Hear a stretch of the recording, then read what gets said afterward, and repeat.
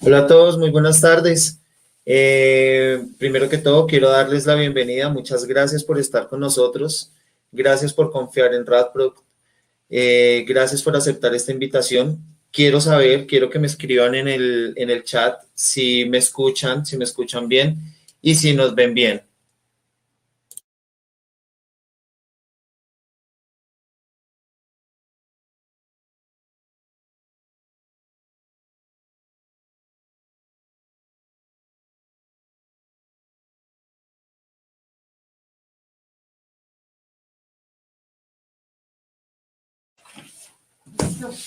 Listo, bueno, muchísimas gracias.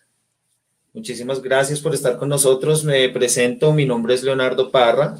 Yo soy director comercial y oficial de radioprotección de la empresa Radproc SAS. ¿Quiénes somos nosotros? ¿Quién soy yo? Bueno, me he especializado durante los últimos 7 años en la parte de protección radiológica. Creo que es un campo que amo, un campo que me encanta. Aparte de que es del sector salud, me parece un campo apasionante, ¿cierto? Llevo 7 años con la compañía. ¿Quiénes somos nosotros? Somos Radproc SAS, somos una de las compañías pioneras en Colombia en protección radiológica. Llevamos 28 años en el mercado. Y realmente aquí quiero hacerles una pequeña confesión. Quiero contarles que sí, hemos tenido unos problemas, hemos tenido errores. Yo creo que como todas las compañías del mundo, tal vez no seamos perfectos, tal vez no seamos los mejores, pero aquí estamos para ustedes. Y quiero el día de hoy extender los más grandes agradecimientos por haber aceptado esta invitación. También el día de hoy nos va a acompañar el doctor Uriel Chica Villegas, PhD en física médica y orgullosamente nuestro director técnico, quien nos va a tocar de un tema que para todos nos ha generado un dolor de cabeza.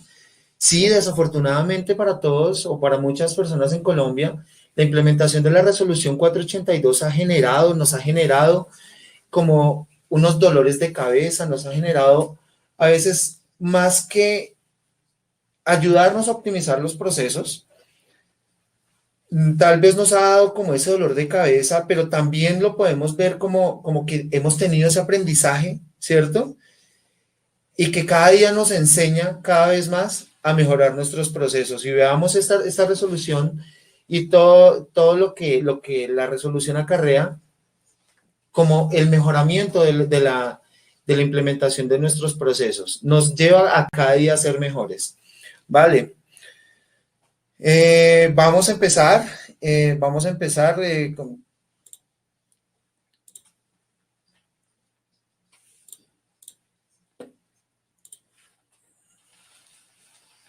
Como les decía, vuelvo y me presento para quienes no me conocen y quienes no se grabaron mi nombre. Mi nombre es Hernán Leonardo Parra. Y también con nosotros va a estar el doctor Uriel Chica Villegas. ¿Qué vamos a aprender hoy? Porque realmente hoy lo que vamos a hacer aquí es aprender. Nos vamos a dedicar a aprender y aprender. Estos webinars o estos eventos virtuales que sacamos hoy en día, los hacemos con el fin de que aprendamos. Desafortunadamente la pandemia y todo el tema de la cuarentena nos ha llevado a un tema diferente, que ha sido el rediseñarnos, el aprender de lo que estábamos tal vez haciendo mal, ¿cierto?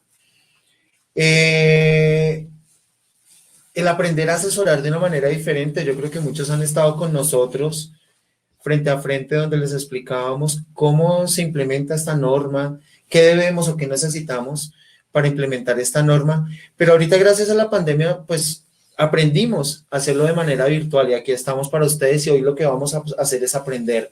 Hoy lo que buscamos es que aprendamos cada día más. Vamos a ver primero que todo el esquema de control de la norma según la categoría. Lo que necesitamos según la categoría. Tenemos 2 categorías que las vamos a ver más adelante. Vamos a ver unos tipsitos, cosas que tenemos que tener en cuenta o cosas puntuales que queremos que ustedes aprendan, o queremos que tú aprendas para que la resolución o para que la implementación o para que el licenciamiento de nuestros equipos de rayos X salga avante. Vamos a ver esos tipsitos. Y súper importantísimo, el reto mundial derivado de los niveles de referencia para diagnósticos. Muchas veces yo recibo llamadas o recibo cosas donde me dicen, Leonardo, mira, no sabemos qué hacer con los niveles de referencia para diagnóstico, ya tengo el procedimiento, ya tengo implementado el procedimiento, hice una matriz y ahora, ¿qué hago con esto? Porque es que no es solamente hacer una matriz, el procedimiento, y como todos los procedimientos se nos pueden ver bonitos en papel si no los implementamos, y realmente no es solamente de Colombia, es una problemática que estamos viviendo a nivel mundial. Ha sido tema de investigaciones en maestrías y en doctorados en física médica, y sí, tenemos que aprenderlo a implementar desde cero, y ese es uno de los grandes retos a los que nos vamos a enfrentar con la nueva resolución. Tenemos 3 tipos de licencia. Primero, la licencia de prestación de servicios de protección radiológica. ¿Cuál es esta licencia? La licencia de nosotros, la licencia de RadProt. La licencia de RadProt es una licencia de prestación de servicios de servicios en protección radiológica, perdón. Nosotros también estamos regulados por la resolución 482. Nosotros también estamos regulados por el Ministerio de Salud, lo que nos obliga a hacerlo bien, a hacer las cosas bien. Todas las empresas de protección radiológica deben tener una licencia, la cual está regida con los lineamientos de la resolución 482. Tenemos la licencia de práctica médica, que es como todos ustedes. La licencia de práctica de prestación de servicios de salud es lo que más nos ha generado, yo creo que para todos, muchos dolores de cabeza, porque de pronto a muchos nos han devuelto la solicitud de una licencia, o hemos tenido que subsanar, o casualmente hasta ahora vamos a iniciar el proceso, porque resulta que teníamos licencias que se nos vencían en 4 años, 2, 3 años, y hasta ahora vamos a iniciar el proceso de licenciamiento. Y tenemos la licencia de práctica industrial y veterinaria. ¿Qué pasó? Resulta que a nivel industrial y a nivel veterinario no existía mucha regulación. No existía mucha regulación que nos dijera que tiene que hacer una licencia, tiene que sacar una licencia. Todos sabíamos que de acuerdo a la resolución 9031 debíamos sacar una licencia por tener una fuente emisora de radiación ionizantes. Pero ¿qué pasó? A nivel veterinario, a nivel industrial no era muy regulado, pero la resolución 482 nos saca un capítulo completo, único y exclusivamente para las licencias de este tipo de prestadores, ¿vale? Vamos a, como yo sé que de aquí en adelante nos empiezan a surgir muchas preguntas, muchas dudas, muchas inquietudes, al final de nuestra sesión vamos a hacer una rueda de preguntas. Yo les agradezco, por favor vayámosla poniendo en el chat, no se preocupen, vamos a leerlas todas. Voy a revisar todas las preguntas, vamos a reunirlas y vamos a dar respuesta, y lo que queremos es dar respuesta a todas las preguntas que ustedes tienen, o a todas estas inquietudes, porque para eso estamos aquí, para enseñarles, ¿vale? Listo. Tenemos en licencias vamos a empezar con las licencias de práctica médica. Tenemos 2 categorías, la categoría 1 y la categoría 2. En categoría 1 encontramos los equipos periapicales a nivel odontológico y densitometría ósea. ¿Cierto? Y tenemos la categoría 2, radioterapia, radiodiagnóstico de baja complejidad, mediana complejidad y alta complejidad. En baja, mediana y alta complejidad encontramos muchas diferencias, encontramos muchas cosas que no sabemos si nuestro equipo es de baja, si es de mediana o es de alta complejidad, ¿cierto? Pero ¿qué pasa?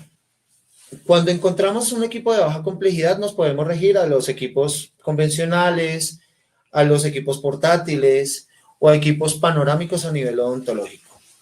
Y tenemos los equipos de radiodiagnóstico de mediana complejidad. Aquí ya podemos encontrar equipos como, por nombrar algunos, los Arcos en C, los TAC, y tenemos también radiodiagnóstico de alta complejidad como son fluoroscopia y angiografía.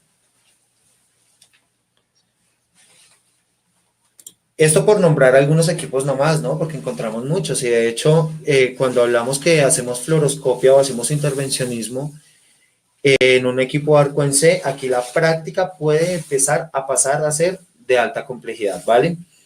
Ahora encontramos, vamos a ver vamos a dividir el esquema en 4, ¿cierto? La licencia médica la vamos a dividir en 4. ¿Qué tenemos que cumplir primero? Los documentos jurídicos. Sí, ok, tenemos los documentos jurídicos. Todos sabemos que tenemos que presentar Cámara de Comercio, RUT, fotocopia de la cédula del representante legal. Eso es lo más importante que tenemos que presentar.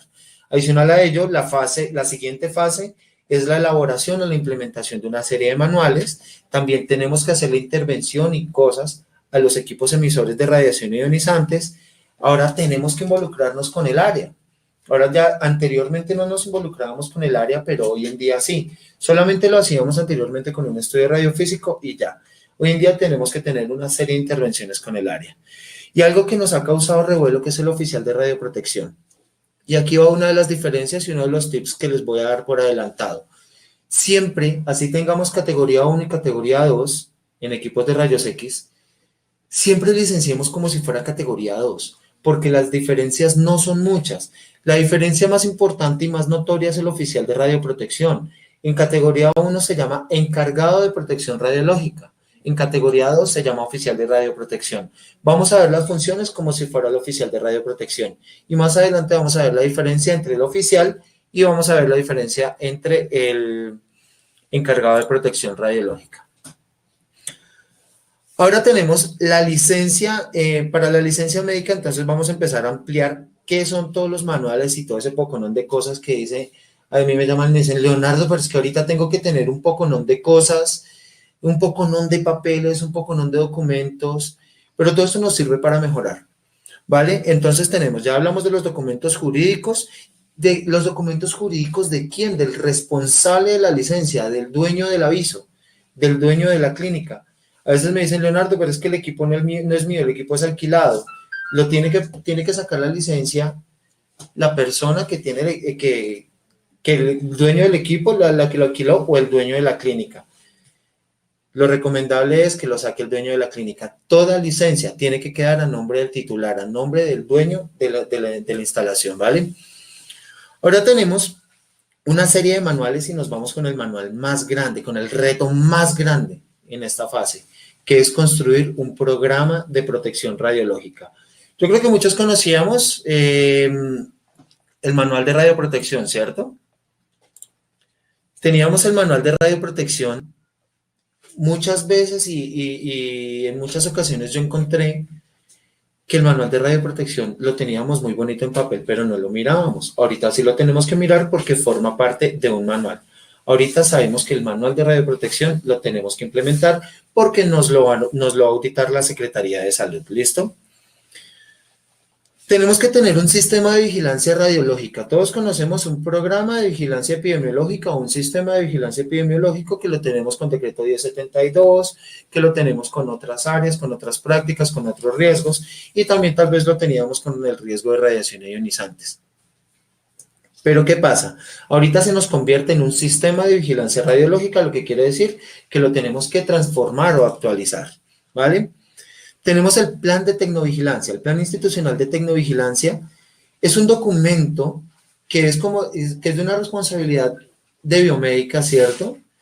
Que recaería sobre biomédica, pero es un documento que sirve para toda la entidad. Lo que tenemos que verificar es que realmente, si no tenemos el documento, lo tenemos que construir, sí. Y si lo tenemos que verificar que tenga contemplada la práctica de radiación ionizantes y tenga relacionados pues todos los equipos. Ahora nos vamos con el área. ¿Qué tenemos que hacerle al área? Un cálculo de blindaje. Para muchos, el concepto del cálculo de blindaje es muy nuevo porque nunca lo habíamos realizado. Tal vez lo habíamos hecho cuando íbamos a construir una sala y el deber ser es que tenemos que hacer un cálculo de blindaje cuando hacemos una sala. Pero para esto lo que el cálculo de blindaje nos dice es qué blindaje debemos tener en esta pared, si yo tengo una fuente de rayos X, ¿cierto? ¿De qué manera la sala viene siendo segura? Como su nombre lo dice, es un cálculo. Entonces lo debemos hacer sobre planos. Para esto también debemos tener muy en cuenta la fuente, la potencia del equipo, ¿cierto? El kilovoltaje, el miliamperaje, para saber, y además la dimensión de la sala. Por eso es que se piden los planos arquitectónicos. Y vienen los planos arquitectónicos. Los planos arquitectónicos deben cumplir una serie de lineamientos, lo vamos a ver un poquito más adelante con los tips, pero debe cumplir una serie de lineamientos. Ya no nos sirve el plano o el diagrama que teníamos en el estudio radiofísico, no sé si ustedes lo recuerdan. Teníamos un estudio radiofísico donde nos hacían un gráfico, un pequeño gráfico, describiéndonos dónde estaba ubicado el equipo, ¿cierto? Ya no podemos hacerlo de esta manera. Ahorita necesitamos es un plano arquitectónico, un plano elaborado por un arquitecto, por un ingeniero, ¿cierto? Donde describe exactamente dónde está el equipo, cuáles son las medidas de la sala, cuáles son los ductos de ventilación y todo esto lo vamos a ver más adelante, ¿vale? Y otro documento muy importante que es la descripción de elementos y componentes de seguridad para práctica 2. Nos pide para categoría 2, ¿cierto? ¿Qué es esto? ¿Qué quiere decir? Que es un manual de elementos y componentes. La primera vez que yo lo escuché, realmente sentía que me estaban hablando en chino y la verdad, soy sincero, hasta que lo aprendimos a hacer. Porque nosotros como prestadores de servicios de protección radiológica también hemos aprendido, al igual que ustedes, todos nuestros clientes, y hemos aprendido con ustedes. Este documento de elementos y componentes nos dice cuáles son los elementos de seguridad que tiene un equipo. En caso tal de que llegue a suceder un incidente radiológico, si tengo una luz roja que me indica que el equipo está funcionando, si se me llega a abrir la sala del equipo para automáticamente, ¿cuáles son todos estos elementos y componentes de seguridad del equipo? ¿Cierto? Y son documentos obligatorios que debemos presentar con la solicitud de licencia del equipo. Listo, perfecto. También tenemos para los equipos emisores de radiación ionizantes que tenemos que hacerle unas intervenciones. Anteriormente ustedes sabían que hacíamos un estudio radiofísico. Mucha gente me pregunta, venga, Leonardo, lo que pasa es que el estudio radiofísico entonces sí desapareció. Ahora, ¿cómo hago para garantizar que no hay radiación dispersa fuera de la sala? No desapareció como tal, desapareció el nombre, pero ahora tenemos que hacer un control de calidad. ¿Qué es lo que busca el control de calidad? No solamente proteger al trabajador ni al personal, sino que también tenemos que proteger al paciente. Entonces, con un control de calidad, con un protocolo establecido en Colombia, que es el protocolo ARCAL, un protocolo español que adopta Colombia, debemos verificar el buen funcionamiento del equipo. Al verificar el buen funcionamiento del equipo, miramos la dirección de miramos pruebas como la caja de revelado, pruebas como el tiempo, el kilovoltaje, el tiempo de exposición. Este control de calidad lo debemos hacer cada 2 años. Pero yo sí quiero contarles aquí algo muy particular que está pasando con los controles de calidad. Como anteriormente no era tan complicado, pues tal vez no nos preocupábamos muchísimo. Cuando yo les digo que la norma nos lleva a mejorar nuestros procesos, es porque realmente nos lleva a mejorar nuestros procesos. Mi recomendación antes de hacer un control de calidad es hacerle un mantenimiento preventivo al equipo. Si de pronto el mantenimiento preventivo ya se lo hicimos hace 3, 4 meses o 6 meses y no le corresponde todavía hacer mantenimiento preventivo, hagamos un alistamiento del equipo. Así como cuando mandamos a hacerle un alistamiento al carro antes de hacerle una revisión tecnomecánica, es más o menos la comparación que yo les doy, porque ¿qué pasa? Estamos devolviendo muchos equipos porque no pasan una que otra prueba. ¿Y esto qué va a generar? Reprocesos para ustedes, reprocesos dentro de sus procesos internos, que en últimas y definitivamente lo que pueden hacer es hacer invertir más dinero. Y tenemos que cuidar los recursos. Los recursos más importantes son el tiempo, en esto porque esto es una carrera contra el tiempo, el dinero y el recurso humano. Debemos optimizar estos recursos. Por eso les doy esa recomendación, es una recomendación personal de que siempre hagamos algo antes con el equipo, ¿vale? Los niveles de referencia para diagnóstico es un procedimiento, inicialmente es un procedimiento, y de aquí sale el registro de niveles de referencia para diagnóstico. Tenemos las pruebas de aceptación.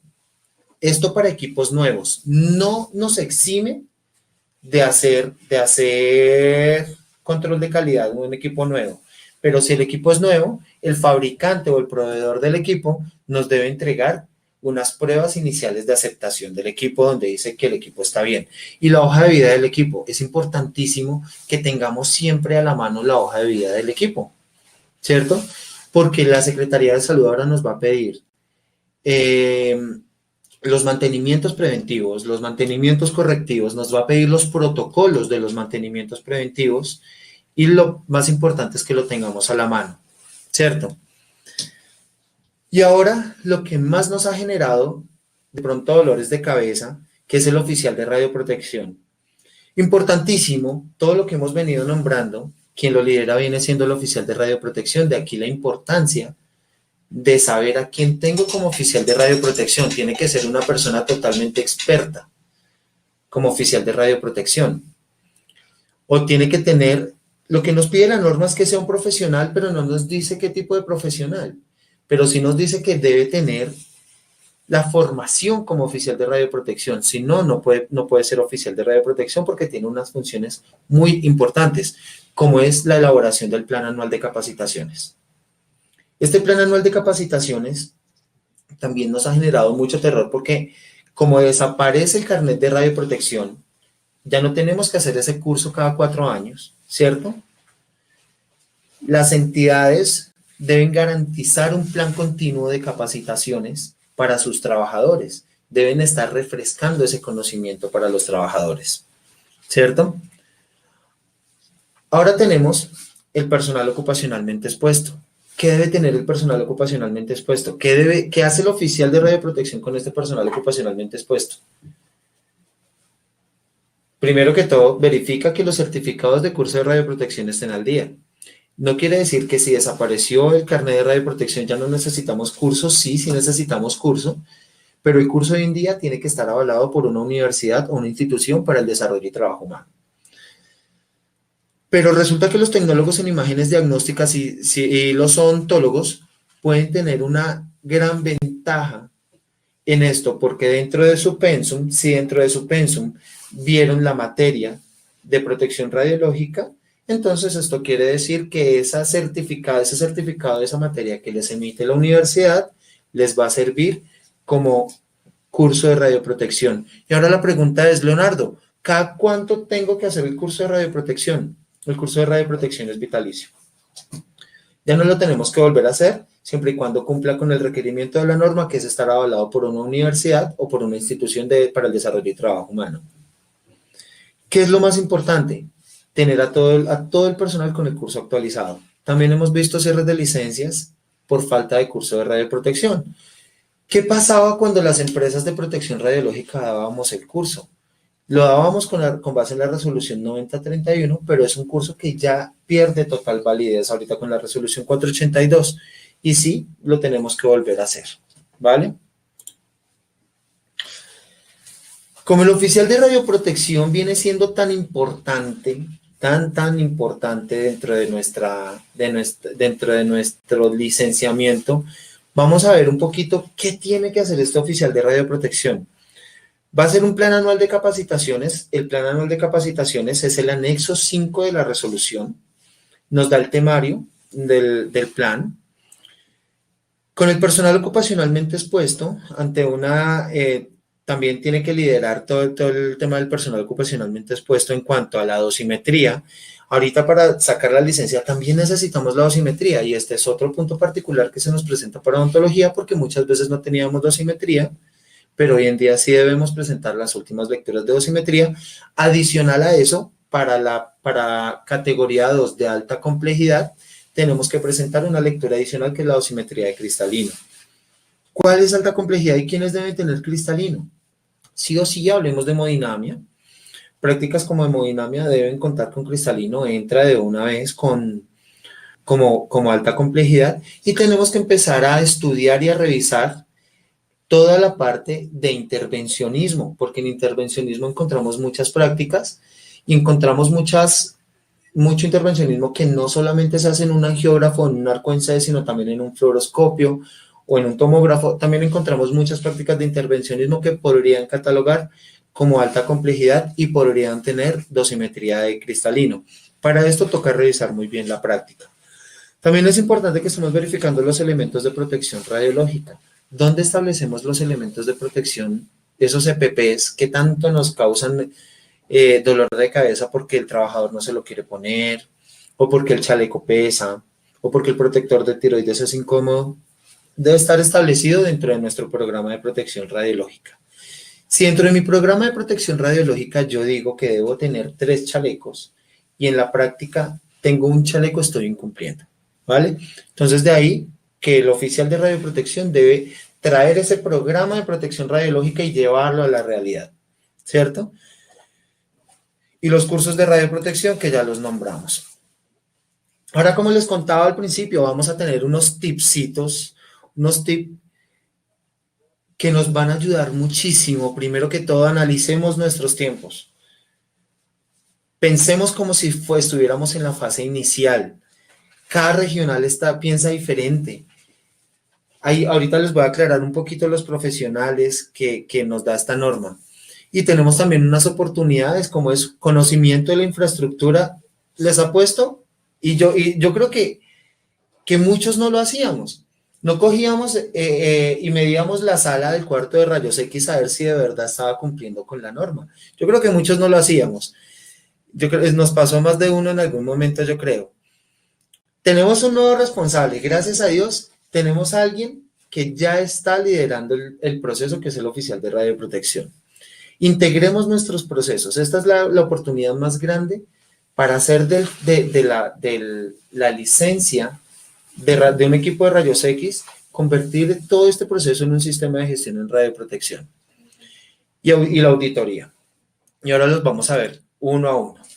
Cuando yo les digo que nos aseguremos del tiempo es porque los tiempos, aquí estamos en una carrera contra el tiempo. Primero que todo, ¿cuándo debemos radicar? Radicamos 60 días antes de que se nos venza nuestra licencia. ¿Qué pasa si radicamos al día 58 o al día 57 o al día 59? Probablemente nos quedemos sin servicio. Categoría 1, no necesita visita. Pero cuando detectemos y mostremos que es una renovación de una licencia, nos pueden cerrar el servicio. Categoría 2, necesita visita. No nos dan una licencia sin la visita. El día de la visita se puede detectar que el equipo se quedó sin licencia y no se radicó en los tiempos establecidos, y también podemos correr el riesgo de que nos cierren el servicio. Ahora, después de que radicamos, la Secretaría de Salud tiene un tiempo en cualquier ciudad de que en 20 días nos da respuesta de lo que nosotros radicamos, ¿cierto? Después de que ellos nos dan respuesta, del día 1 al día 20, nosotros tenemos como entidad 20 días para contestar esas respuestas. ¿Qué pasa si tú no le dices, si tú no contestas en ese lapso de tiempo de los 20 días? La Secretaría de Salud o el ente regional en el que estemos puede tomar como que ya no nos interesa el proceso y desistimos. Y tenemos que empezar el proceso desde cero si no subsanamos dentro de esos 20 días. Si subsanamos al día 21, no podemos hacer nada. Realmente debemos empezar el proceso de ceros. Ahora, después de que contestamos, dentro de esos 20 días, ¿cierto? Para categoría 1, dentro de los siguientes 45 días nos dan respuesta para la licencia. Y para la categoría 2, dentro de los siguientes 45 días, nos dan la programación de la visita. Como les digo, para categoría 2 ya no nos dan licencias sin la visita, ¿vale? Y nos la dan dentro de esos 45 a 60 días hábiles. ¿Cuál es la recomendación que yo les doy? Empecemos el proceso por lo menos 90 días antes. Porque cuando empezamos 90 días antes, no estamos corriendo. No hay nada más horrible que correr detrás de la secretaría o correr detrás de una licencia que probablemente se nos va a vencer.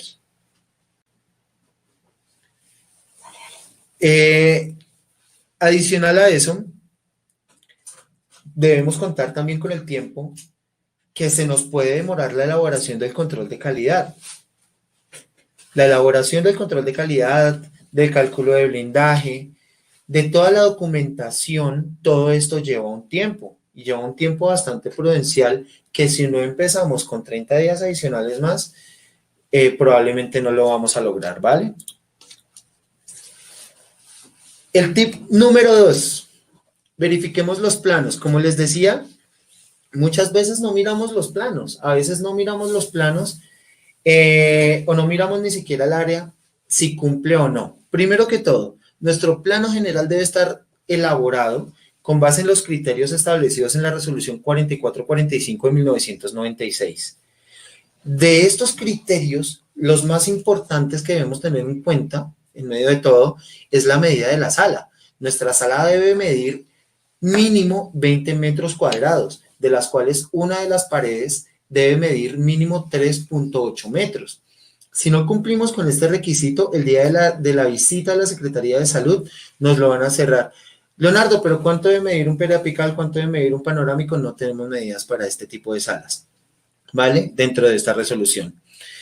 Adicional a esto, debemos contar con unos requerimientos y es que tiene que estar, primero que todo, señalizado con el trébol magenta con amarillo, que es la señalización autorizada a nivel mundial. Adicional a eso, debemos con un color poner las acotaciones de las zonas controladas, otro color las acotaciones de las zonas supervisadas, adicional a eso otro color para las áreas colindantes, debemos señalar los ductos de ventilación y la electricidad. Adicional a eso, el plano debe ir acompañado del listado de prácticas que realizan dentro de la institución, ¿vale? Que Leonardo, la categoría 1 no me pide que lleve los ductos de ventilación y electricidad, no me lo pide, entonces no lo hago. Yo sí les doy la recomendación y como se los dije al principio, hagámoslo como si fuera categoría 2.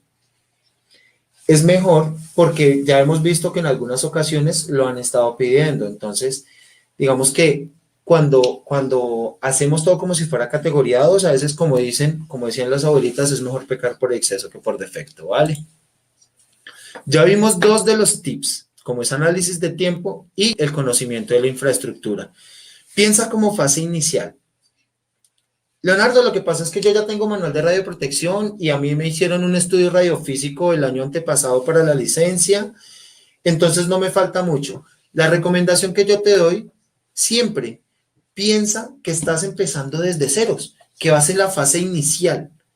Así tengas 20 equipos y vas a radicar solamente uno. Piensa que estás en la fase inicial y haz todo el proceso desde ceros. Así evitamos que se nos vayan a quedar cositas atrás. El nuevo responsable, sí, gracias a Dios, ya tenemos un oficial de radioprotección, ya tenemos alguien que es como, llamémoslo así, no va a sonar bonito, pero es como el doliente de las licencias, ¿cierto?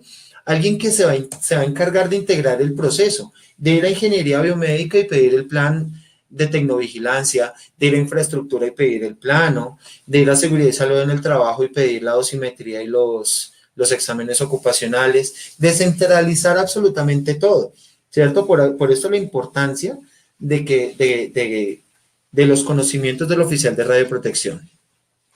Cada regional es diferente. No es lo mismo licenciar un equipo aquí en Bogotá, licenciarlo en Medellín, licenciar en Cundinamarca, licenciar en Neiva. No estamos hablando del mismo proceso. La norma es una sola, pero la norma también da alcance para que cada seccional de cada departamento la interprete a su manera. Desafortunadamente es así, pero nos empezamos a adaptar. ¿Cómo nos adaptamos? Rigiéndonos por lo que pide la norma y no por lo que pide la regional, porque cuando nos regimos a lo que pide la norma, estamos cumpliendo al 100%, ¿cierto? Integración de procesos. Ya no es un solo proceso. Yo recomiendo que si tengo un plan anual de capacitaciones, ¿por qué no lo puedo integrar con el plan de capacitaciones del sistema de gestión de seguridad y salud en el trabajo? Sería chéverísimo, ¿cierto? Con eso hago un solo proceso. Si tengo un sistema de gestión de calidad, ¿por qué no le pego el sistema de gestión de radioprotección al lado? ¿Cierto? Estoy garantizando la calidad del proceso de rayos X.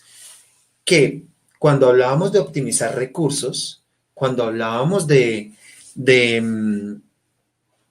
dinero que muchas veces nos afecta y de nuestros pacientes que no los podemos atender, pues no estoy afectando, no me voy a quedar nunca sin la licencia si yo empiezo a integrar todos estos recursos. Ahora vamos a aclarar un poquito los profesionales. La norma nos habla de 3 profesionales: el director técnico, el encargado de protección radiológica y el oficial de radioprotección.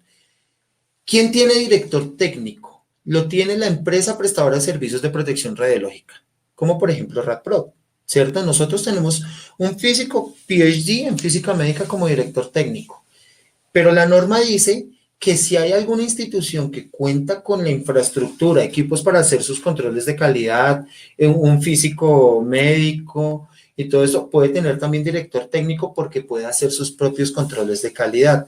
Eso es una confusión muy grande que se nos ha generado. A mí me llaman, Leonardo, necesito que me mande los documentos del director técnico porque necesito radicar la licencia. No, lo que necesitas es el oficial de radioprotección. En la lista de chequeo dice que si la institución cuenta con la infraestructura para tener director técnico y hacer sus propios controles de calidad, marque sí y adjunte los documentos. Simplemente marcamos no y no adjuntamos los documentos, a menos de que sea una entidad tan robusta que tenga director técnico y tenga sus equipos para hacer sus propios controles de calidad. El encargado de protección radiológica tiene las mismas funciones que tiene el oficial de radioprotección para categoría 1. ¿La diferencia cuál es? El encargado de protección radiológica, la norma nos dice que puede ser un profesional, perdón, que puede ser una persona con curso de protección radiológica sin importar si es técnico, tecnólogo o profesional. ¿Mm? Y adicional a eso, tenemos el oficial de radioprotección, que sí tiene que ser un profesional con una formación en protección radiológica. ¿Vale? Adicional, les voy a hablar de las auditorías. Otro tip que les doy y que me devuelvo aquí son las auditorías. Auditemos nuestro proceso antes de una visita de la secretaría o antes de iniciar el proceso el proceso de licenciamiento del equipo. ¿Para qué nos sirve una auditoría? Simplemente para encontrar las falencias antes del proceso de licenciamiento y no la hacemos después del proceso de licenciamiento, ¿cierto? Porque sería muy terrible que auditemos cuando ya tenemos la secretaría encima y que sea la secretaría detrás de nosotros la que nos encuentre los errores. Entonces, la idea es, lo que queremos es que se pegue un sistema de gestión en radioprotección, auditemos antes. Hagamos auditorías. Una auditoría común y corriente, la cual nos puede llevar a determinar cómo estamos en el cumplimiento de la norma. Y como les estoy recomendando que hagamos auditorías, una auditoría de estas realmente puede costar de acuerdo a la complejidad de la institución, pero solamente por hoy, solo hoy, yo te voy a regalar una auditoría. Te voy a regalar una auditoría a las 30 primeras personas que diligencien el enlace que van a ver dentro en el chat. A estas 30 primeras personas les vamos a obsequiar una auditoría de diagnóstico sin costo de su sistema de gestión en radioprotección, ¿vale? Las 30 primeras personas que diligencien. Ya van a ver el enlace en el chat, ¿vale? Y aprovechala. Pues, y si estás fuera de Bogotá, pues sabemos, pues se tiene que incurrir en el valor de los viáticos únicamente. Con eso, cualquiera de nuestros profesionales, pues está dispuesto a acompañarte con esta auditoría. Y le doy paso a nuestro director técnico, al doctor Uriel Chica Villegas, quien nos va a ampliar muchísimo el tema de los niveles de referencia para diagnóstico, ¿vale? Doctor, bienvenido.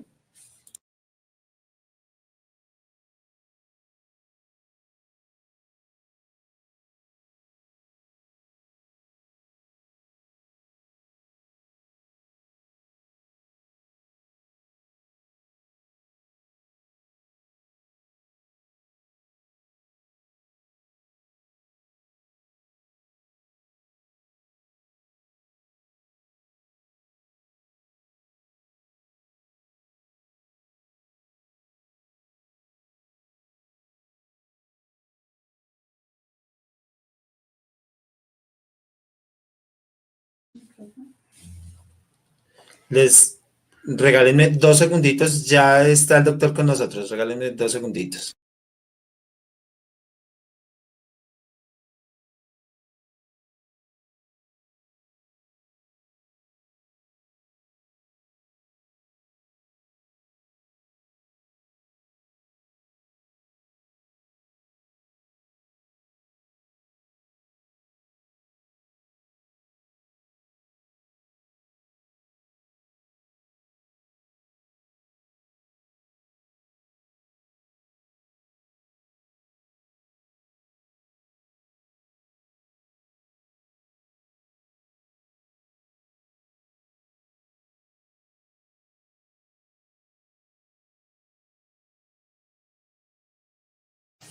Regálenme 2 segunditos que no lo puedo ingresar. Regálenme 2 minuticos, por favor.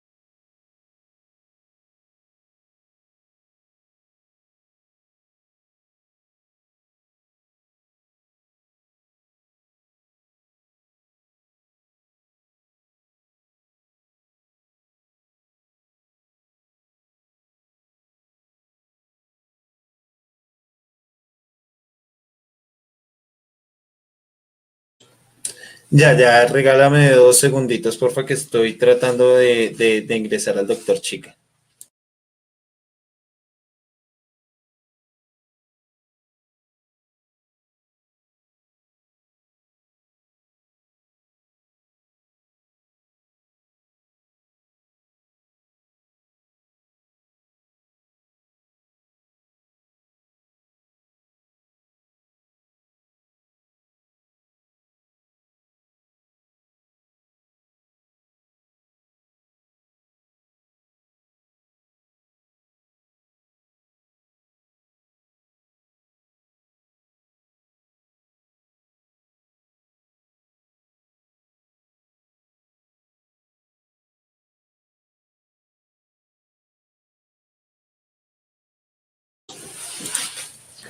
Regálenme 2 minuticos, tenemos un pequeño inconveniente técnico. No olviden diligenciar el enlace que van a encontrar. Y ahora sí los dejo con ustedes. Dejo con ustedes al doctor Uriel Chica. Bienvenido, doctor. Hola, Leonardo, ¿me confirmas si me escuchan bien?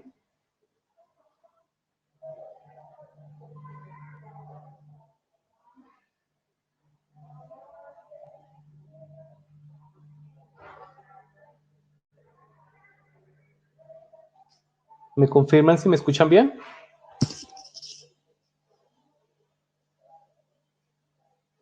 Perfecto. ¿Sí? Perfecto, bueno.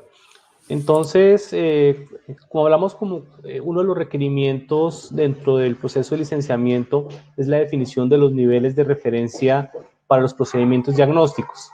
En ese sentido, tenemos una dificultad en cuanto a la diversidad de equipos que existen asociados a las diferentes prácticas. En odontología encontramos equipos periapicales, panorámicos, tomógrafos.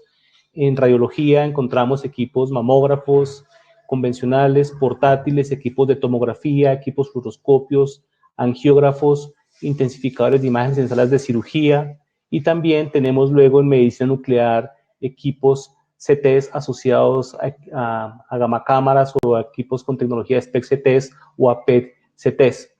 Entonces, debemos entender que el objetivo de definir unos niveles de referencia está relacionado con la seguridad del paciente. Entonces, indudablemente, todos esos procedimientos diagnósticos obligan a la exposición del paciente. Es imposible tomar una tomografía sin que el paciente se exponga a las de radiación, o imposible, por ejemplo, adquirir una imagen periapical sin la exposición al flujo de radiación que produce este equipo. Así que el nivel orientativo lo que no es un límite como tal, y lo que busca es evaluar si la dosis que se le está generando al paciente la podemos considerar aceptable en función de lo que se espera para este tipo de procedimientos. Ejemplo, para un equipo periapical, para una toma sencilla, el nivel orientativo o el nivel de referencia es de aproximadamente 1.9 miligray. Así que cuando hacemos control de calidad de nuestro equipo, lo que buscamos es determinar si efectivamente estamos cumpliendo con este valor o tenemos una desviación que podamos considerar no aceptable. Recordemos que si de repente migramos hacia valores de dosis superiores, podríamos entonces quizás concluir que el valor de dosis que se le está generando al paciente no permite respetar aspectos relacionados con seguridad radiológica en él. Entonces, recordemos siempre, el nivel orientativo como tal no es un nivel de referencia. Entonces, para evaluar si estamos cumpliendo con ese valor, se definen los niveles de referencia y el nivel de referencia me sirve para evaluar si el paciente está siendo expuesto a un valor de dosis que podamos considerar característico y aceptable para el tipo de procedimiento que se está realizando. Es posible, en algunos casos, que de repente la exactitud del kilovoltaje, pérdida de eficiencia, bajo contraste, nos obligue a setear de una forma diferente el dispositivo generador de rayos X, y esto normalmente conduce a una generación de una imagen que es buena o aceptable para efectos diagnósticos, pero que muchas veces sacrifica la dosis en el paciente. Entonces, justamente cuando encontramos violación de los niveles orientativos, normalmente está asociado a problemas de desempeño del dispositivo que pueden ser corregidos en un procedimiento de mantenimiento. Ahora bien, cuando hablamos sobre las variables involucradas, pues realmente la dosis que recibe un paciente está relacionada con los parámetros de operación del dispositivo. En este sentido, recordemos que cuando estamos generando rayos X, requerimos la generación del flujo de radiación y por lo tanto se utiliza, suministramos al dispositivo una diferencia de potencial, un kilovoltaje para acelerar unas partículas, una corriente eléctrica para producir el flujo de electrones con el cual vamos a bombardear el blanco y evidentemente un tiempo que determina el intervalo temporal durante el cual el campo de radiación va a estar presente. Entonces, todas estas variables son las que finalmente nos van a definir la dosis que recibe el paciente producto del estudio. Entonces, como lo decía Leonardo, dentro del proceso de licenciamiento debemos allegar a la autoridad regulatoria un procedimiento en el cual debemos establecer cómo se van a determinar los niveles orientativos en nuestra práctica. Esto debe realizarse por cada equipo. Es decir, si estamos hablando de una clínica o un hospital en la cual se manejan equipos portátiles, convencionales, tomógrafos e intensificadores de imágenes en salas de cirugía, pues habrá que determinar justamente cómo se va a establecer o a medir o a evaluar esos niveles de referencia para las diferentes prácticas o para las diferentes tecnologías que existan en la clínica o en el hospital. Y allí vamos a encontrar entonces un problema que puede ser o muy sencillo de resolver o se puede hacer más complejo. Y esto lo podemos entender con ejemplos. Primero, determinación de los niveles orientativos para un equipo periapical. De repente, nuestro equipo no nos muestra la exposición que le produce al paciente en términos de miligray, pero normalmente cuando hacemos el control de calidad, la empresa que nos realiza el control de calidad nos da los valores que genera el equipo por cada adquisición. Y aparte de todo, pues son equipos que realmente muchas veces tienen solamente la posibilidad de emitir flujo de radiación con 7 parámetros de programación. El kilovoltaje es una constante, la corriente eléctrica es constante, normalmente 70 kilovoltios, 7 miliamperios o quizás 10 miliamperios, y lo que modificamos es el tiempo para los diferentes tipos de adquisición.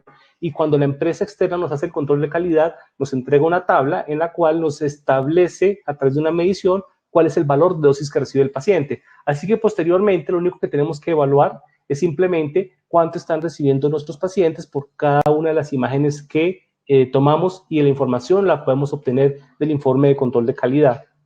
Equipos panorámicos, tomógrafos, al igual que los tomógrafos convencionales de aplicaciones médicas, son equipos que dentro de su proceso de calibración, el fabricante ha incluido normalmente cuando operamos el dispositivo, uno de los resultados producto de la operación del equipo es que nos permite o nos entrega información referente a los miligray por centímetro cuadrado. Así que cuando tomamos la tomografía, una tomografía de cráneo, una tomografía de abdomen, el equipo nos entrega la información específica de la dosis que está recibiendo el paciente producto de la adquisición. Así que finalmente con esa base de datos fácilmente podemos hacer unos cálculos y unas estimaciones de los niveles orientativos derivados de la exposición del paciente en esos procedimientos diagnósticos.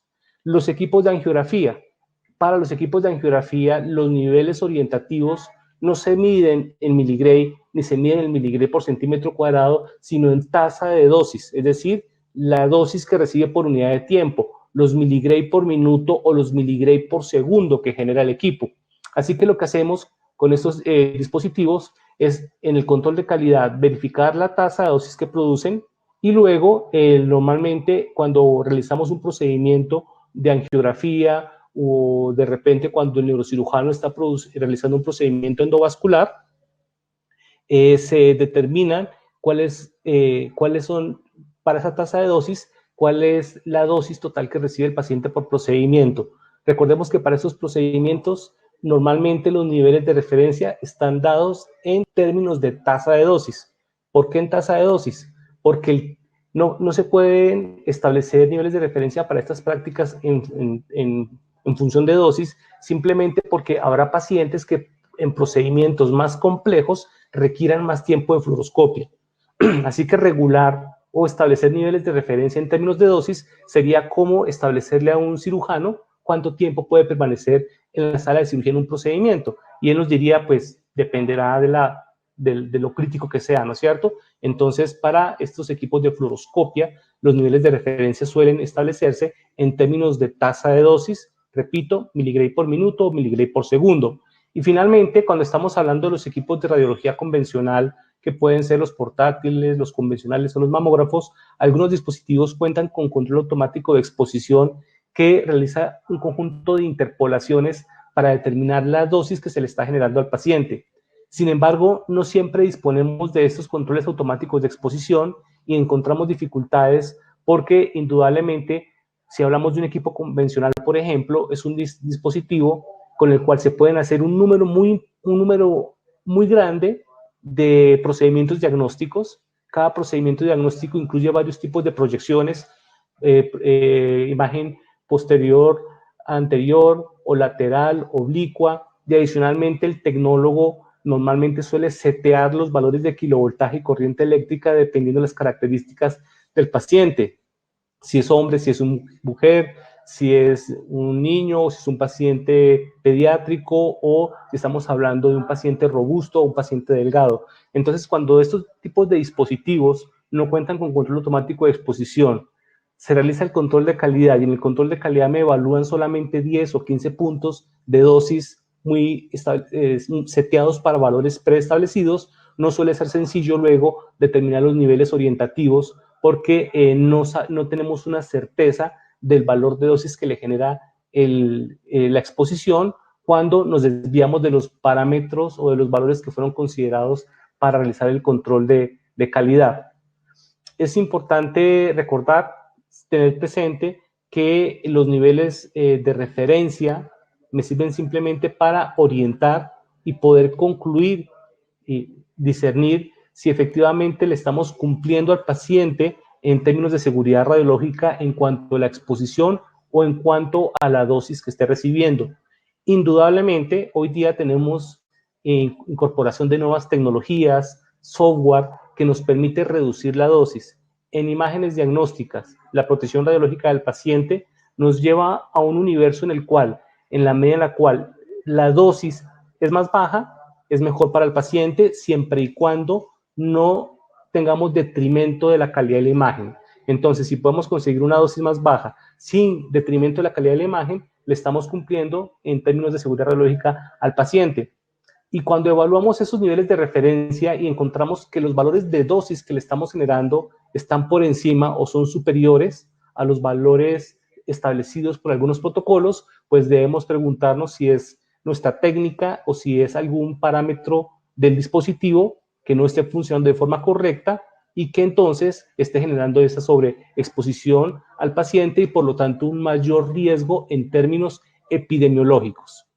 Importante, dentro de los protocolos adoptados por la resolución 482 encontramos el protocolo ARCAL y allí vamos a encontrar algunos datos sobre niveles de referencia para algunas prácticas. Igualmente, también es importante la resolución 181434 del 2002 del Ministerio de Minas y Energía. Es una resolución en la cual el ministerio adopta las normas básicas internacionales de seguridad radiológica como una norma nacional, y allí también se contemplan niveles de referencia para diferentes tipos de procedimientos.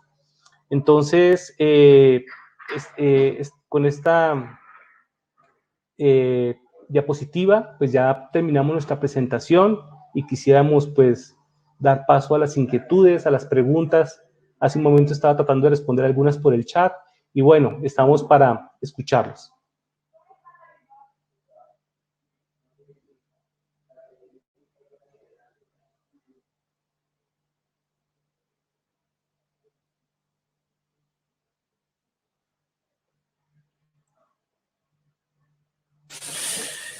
Bueno, doctor, una pregunta como puntual que nos hicieron, que nos realizan en el chat, es si es válido usar la tabla que reporta el equipo como tal o se debe basar en el control de calidad. Depende. Si la tabla está asociada al modelo del equipo, no sería tan válido porque es un valor genérico para ese modelo específico de dispositivo, que evidentemente cada equipo en particular va a tener desviaciones en función de la carga de trabajo, ¿sí? Entonces, la medida en la cual el equipo empieza a ser usado, obviamente empieza a desviarse de esos parámetros genéricos con los cuales el equipo fue seteado en fábrica o que han sido publicados de forma genérica para un modelo en particular.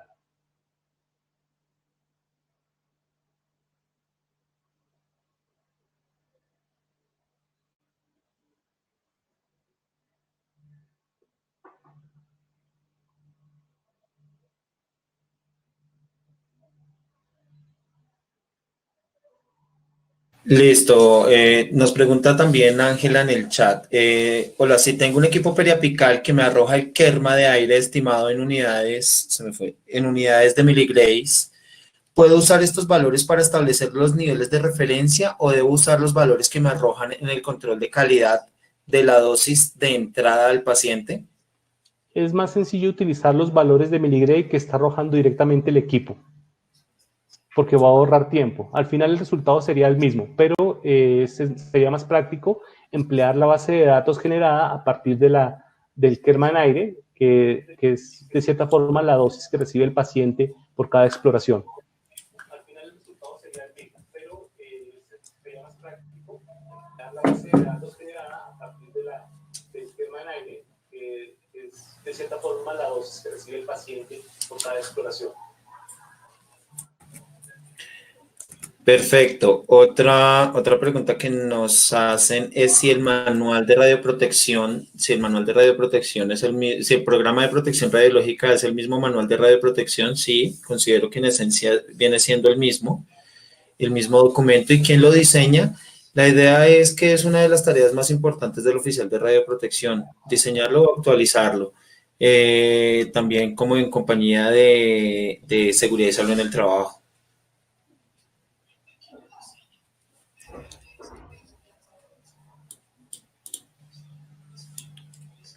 Ahora, Lida nos pregunta, Lida Montoya, me preguntas si cada vez que se va a realizar la renovación de la licencia se debe hacer estudios de calidad. Sí, control de calidad lo debemos hacer cada 2 años. Si no tenemos los controles de calidad cada 2 años, debemos hacerlo, pero sí o sí, cuando vamos después de la primera renovación, vas contando cada 2 años para hacer el control de calidad. Carlos, efectivamente, Doctor, con respecto a tu pregunta, buenas tardes. ¿Cómo puedo establecer la dosis glandular media para un mamógrafo y establecer el nivel de referencia? a partir de los valores que te entregan en el control de calidad. Algunos equipos cuentan con control automático de exposición que pues facilita la tarea, pero si no, se puede a través de los valores que nos registran en el control de calidad.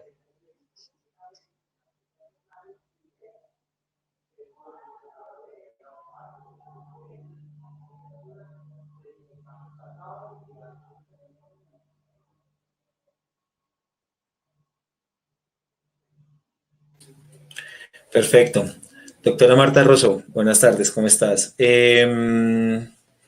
Nos pregunta si los exámenes de laboratorio ocupacionales se realizan a todo el personal expuesto y cada cuánto se deben realizar. Sí, a quien tengas catalogado como trabajador ocupacionalmente expuesto se debe realizar, pero eso lo estableces dentro del programa de vigilancia radiológico. Si los van a hacer cada 6 meses o cada año, es lo recomendable. La periodicidad puede ser anual, inconveniente. Pérez, el manual de radioprotección, programa de capacitación en protección radiológica, programa de protección radiológica, ¿son manuales independientes o se puede hacer todo en uno?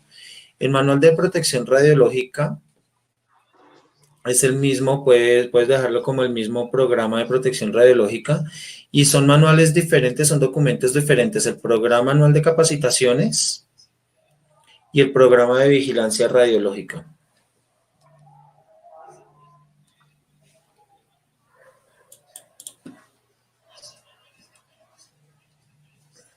Bueno, Paula, los niveles de referencia los podemos establecer como bases de datos del OPR o debe realizarlos un físico. Los niveles de referencia los podemos establecer con base de datos el OPR o los debe realizar un físico necesariamente.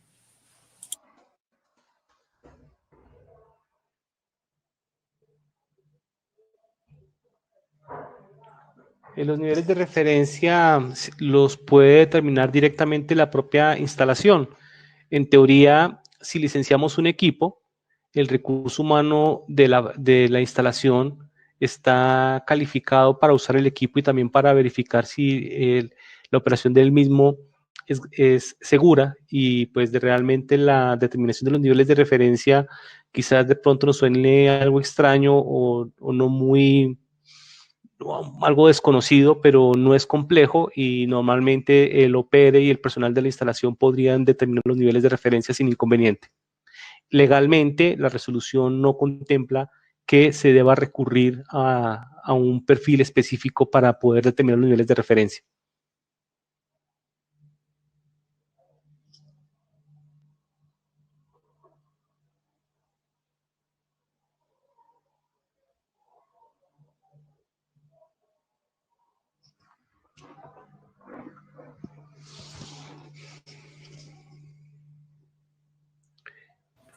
Leonard Bueno, pregunta, vamos a un par de preguntitas más.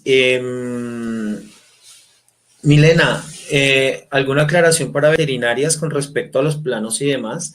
Veterinarias e industrial realmente tiene una documentación particular. Sí, los planos, no hay, digamos que una aclaración para los planos, pero los que debes presentar para el cálculo del blindaje también son planos arquitectónicos.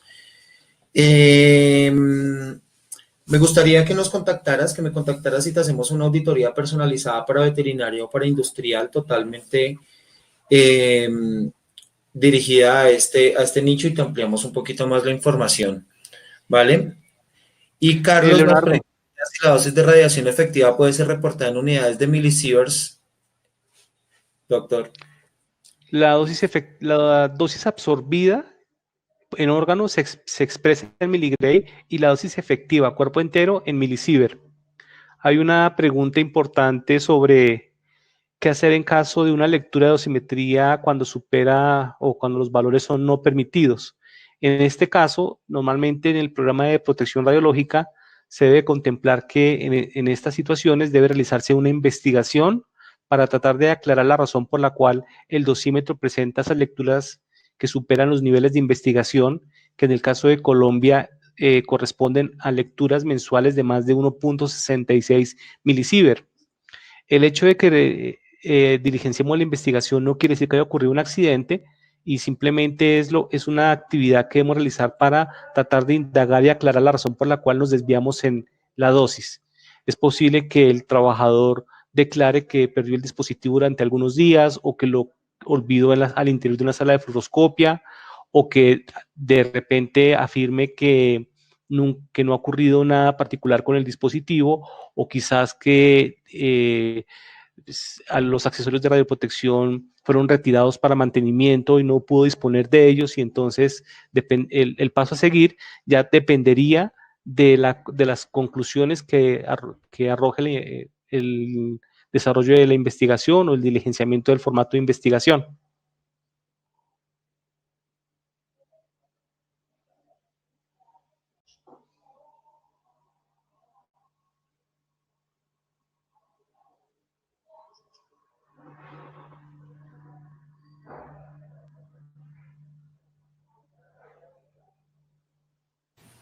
Bueno, perfecto. Bueno, María, ¿cada cuánto tienes que actualizar los niveles de referencia? Los tienes que alimentar a diario con cada práctica, de acuerdo como esté tu manual, tu programa. Y doctor, una pregunta que nos hacen aquí, el control de calidad en el control de calidad se toman en cuenta todas las posibles variantes que aplican para un periapical y para un tomógrafo oral, peso, contextura, zona irradiada, etcétera. Normalmente se toman los valores más representativos y realmente pues estos equipos no admiten muchas posibilidades en comparación de un equipo convencional de imágenes diagnósticas hospitalario. Entonces suelen tomarse la mayoría de los parámetros de operación del equipo. Ya de repente, si estamos hablando de un equipo que, no sé, se me ocurre, que admita seteo manual y que tenga múltiples o un número muy alto de combinaciones, pues normalmente la empresa que hace el control de calidad rara vez excede a hacer más de 10 mediciones por cada equipo. Eso suele ser suficiente para la mayoría de los dispositivos.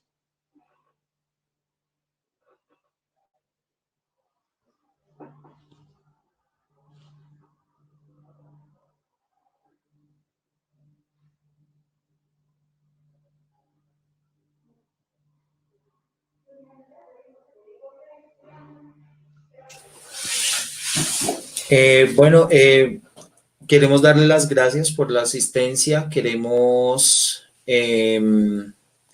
invitarlos a que nos sigan, a que se comuniquen con nosotros si requieren también algún tipo de asesoría personalizada y especializada. Cualquiera de nuestros asesores en protección radiológica o de nuestros oficiales de radioprotección o físicos, estamos totalmente dispuestos a colaborarles.